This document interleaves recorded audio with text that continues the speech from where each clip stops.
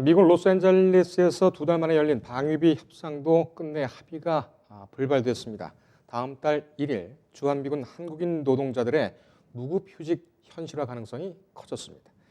주한미군 한국인 노조는 오늘 자료를 내고 미국 측은 한미동맹을 돈으로 사려 한다고 비판하고 무급휴직에도 출근 투쟁을 이어가겠다고 강조했습니다. 또 다른 갈등 국면이 우려되는 상황인데 전문가와 함께 자세하게 살펴드리겠습니다. 군사 전문가, 군사평론가 문근식 박사와 함께하겠습니다. 박사님 안녕하십니까? 네, 안녕하세요. 예, 지금 로스앤젤레스에서 7차 회의를 했는데 결국은 빈손으로 양국이 돌아갔습니다. 그렇죠. 지금 우려가 현실로 드러나고 있는 상황인 것 같아요. 예, 이 입장차만 확인하고 갔는데 혹시 예상을 하셨습니까? 어떻게 총평하십니까? 저는 그저께 이제 이 대담을 할 때도 얘기했지만은 일괄 타결을 목표로 하겠지만은 최소한 그것이 안 되면은 한국인 근로자 임금 문제라도 해결을 해야 되지 않겠느냐. 이거라도 해결을 하지 않으면은 상당한 양국 국민들로부터 비방을 많이 받을 것이다. 비판을 많이 받을 것이다. 이런 얘기를 했는데 지금 그것마저 해결이 안 된 것 같아요. 그래서 지금 뭐 17, 18일 양일간 끝내기로 했는데 지금 연장한다는 이런 얘기도 들리고요. 그래서 역시 굉장히 어려운 난제 같은데 지금 뭐 뾰족한 수가 없어요. 왜냐하면 너무 입장차가 양국이 크기 때문에 저는 한편으로는 지난 2개월 동안에 협상이 안 됐잖아요. 그 기간 동안에 양국에서 절충안을 좀 마련한 게 아니냐 이렇게 보고 있었지만은 그 절충안이 결국에는 양측의 의견 접근을 보지 못했다 이렇게 보고 있어요. 예. 그런데 처음부터 이 상당히 좀 진행되지 않았습니까? 근데 양국이 이렇게 좀처럼 입장차를 좁히지 못하고 있는 이유, 왜 이렇다고 생각하십니까? 그렇죠. 이제 미국이 이 문제를 먼저 제기했다고 저는 보고 있어요. 왜냐하면은 미국이 그동안 우리가 뭐 특별 협정 조치가 뭐 근 28년, 29년째 아닙니까?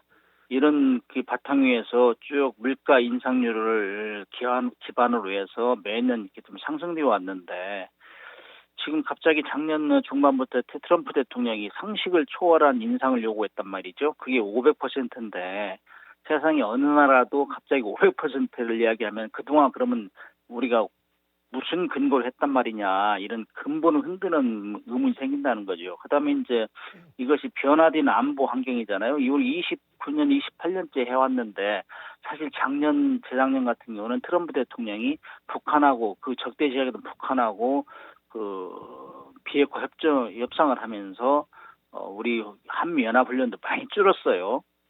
그렇기 때문에 이런 새로 변화된 환경에서 다시금 협정을 기본부터 해야 되는데 그런 거 없이 작년 뭐 9월 달부터 갑자기 뭐 500%로 올려라. 그러면 누구도 이해할 수 없죠. 그래서 저는 이거 미국 대통령이 일방적인 지시를 해서 이거 잘못된 거 아니냐 이런 우려를 했는데 그런 것들이 우리 국민들한테는 굉장히 납득이 어렵다는 것이죠. 그래서 이제 양국이 합의를 하려면은 제 생각은 그렇습니다. 이게 제 개인적인 생각이지만은 변화된 완보 환경, 한미 동맹 이런 상태에서 다시금 모든 것을 원점적으로 검토해서 한국 근로자 문제, 그다음에 임금 문제, 미군 기지 건설비 문제, 군수 지원비, 미국이 특히 주장하는 전략자산 추가 전개 문제, 순환 배치 문제 이런 것들 토탈 각 분야별로 전문가들을 만들어서 태스크포스를 양국에서 만들어서 충분히 천천히 논의를 하고 일단은 지난번에 10차 때 합의했던 1조 389억 원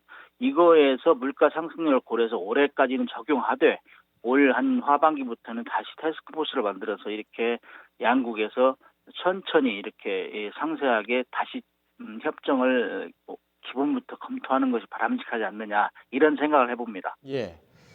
지금 트럼프 같은 경우에는 가장 신경이 쓰이는 이 대목에서 가장 신경이 쓰이는 것이 바로 국내 여론일 겁니다. 근데 국내 여론은 지금 어떻게들 나오고 있습니까?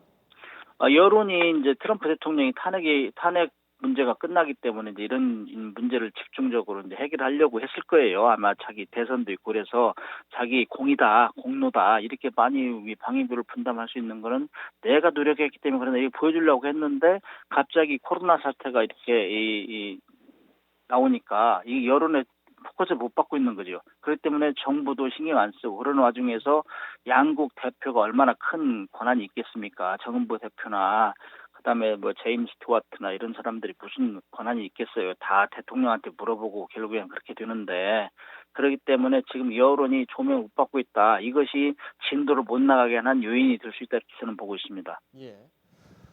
지금 걱정인 것이 4월 1일부터 그 주한미군에 종사하고 있는 한국인들 무급휴직이 현실화된다는 것 아니겠습니까? 지금 이 근로자들 같은 경우에는 강행투쟁을 하겠다 이렇게 강경한 입장이란 말이죠. 그렇게 되면은 갈등과 어떻게 보면 충돌도 있을 가능성도 있고요. 지금 상황은 어떻게 보고 계십니까? 그러니까 미국이 의지만 있으면은 그 문제는 해결할 수 있다고 봐요. 왜냐면은 일을 안 하면 근로자들이 일을 안 하면 이건 한미 동맹의 균열이라 이렇게 볼 수 있거든요. 일단 그렇기 때문에 국민들이 여론의 지탄을 받을 수 있기 때문에 미국은 여기에 깊이 염두를 두고 일단 근로자 문제를 해결하고 이것이 근본적으로 해결 안 되니 이 문제는 특별조치협정 한미 그 방위비연합 특별조치협정은 근본적으로 다시 뜯어 고치되 일단은 그 근로자 문제, 근로자 연금 문제는 해결을 하자. 여기에 빨리 그 의견을 접근해서 이걸 해결을 하지 않으면은 굉장히 여러 국가로부터 또 이 지탄을 받을 수 있어요. 왜냐하면 트럼프 대통령이 과도하게 올렸기 때문에 먼저 원인 제공을 한 사람은 트럼프 대통령이라고 보고 있습니다. 그렇기 때문에 이런 문제는 미국이 더 신중하게 해야 된다 이렇게 보고 있어요. 예. 국가 간의 방위비 협상을 그 볼모로 근로자들의 월급을 담보로 한다. 이거 참 어떻게 보면 치사한 전략 같은데 일단은 그렇죠. 한미 동맹 강화, 연합 방위 태세 강화하면서 왜 돈이 먼저 나오냐 이거죠. 예. 그렇기 때문에 이거는 우리가 이렇게 협상을 하면 또 일본도 주일 미군 있잖아요. 독일에도 미군들이 있고 이런 문제에 영향을 주기 때문에 미국이 굉장히 이걸 포괄적으로 생각하는 것 같은데 일단 우리가 어떻게 타결을 하느냐 여기에 대해서 기준이 제공될 것 같습니다. 예. 지금까지 박사님 말씀을 들어보면은 트럼프가 무리한 요구를 하고 있다. 그런데 뭐 본인이 꺼낸 말이니까 주워 담을 수가 없는 상황이고 일본과 독일에서도 같은 상황이 발생할 수가 있기 때문에 그냥 밀어붙이고 있다. 그렇다면 우리나라가 이것을 전면적으로 거부를 한다면 어떻게 되겠습니까? 이거는 거부라기보다는 이거는 기본적으로 합의가 안 됐다.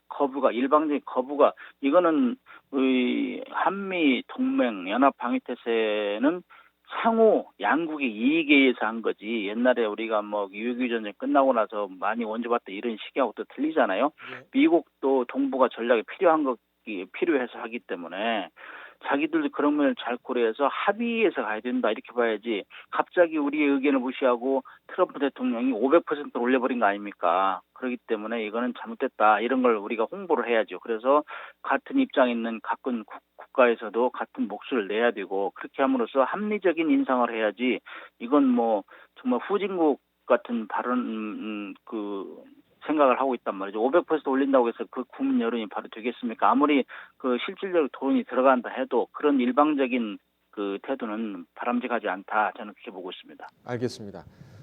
오늘 공식적으로 외교부에서 나온 그러니까 우리나라 외교부겠죠. 미국도 큰 차이는 없을 거라고 봅니다. 아주 짧게 나왔습니다.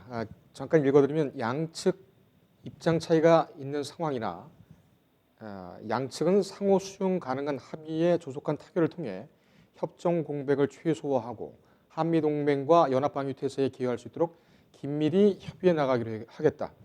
이 외교적 수사들만 그 잔뜩 말은 나와 지금 있는데요. 6차 이번에 7차 회의잖아요. 예. 7차 회의 똑같은 얘기를 반복하고 있는데 예.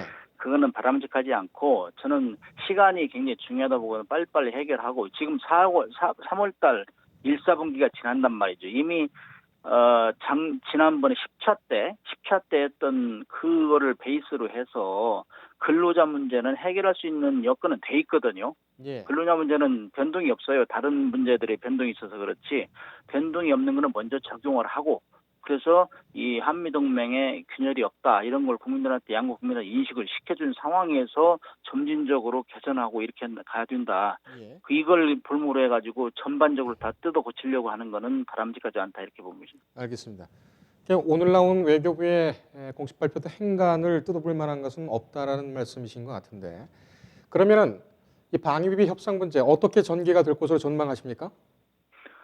저는 우여곡절 끝에 근로자 문제, 임금 문제가 해결이 되고, 제가 조금 전에 개인적으로 생각한 거, 그 전반적으로 이거를 지금 그동안 한 28년, 29년 동안 적용해왔던 이 특별조치협정, 이 관련을 계산한 거, 그런 모든 문제, 비용 등 거를 전반적으로 보고, 기간도 10차 때까지는 4년, 5년 적용했다가 매년 하니까 이거 굉장히 어려운 거예요. 이게 양국 간에. 그래서 기간도 좀 단연간으로 하고, 그다음에 임금 인상 폭도, 폭도 과연 이게 몇백 퍼센트가 맞느냐, 이건 안 맞다. 그래서 우리가 최소한 요구했던 게 10%잖아요.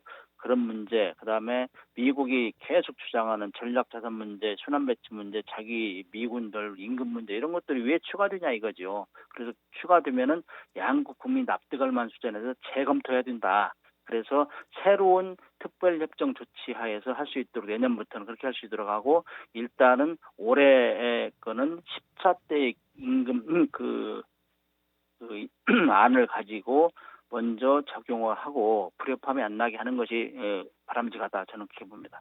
알겠습니다, 박사님. 오늘 말씀 여기까지 듣겠습니다. 네, 수고하세요. 예, 고맙습니다.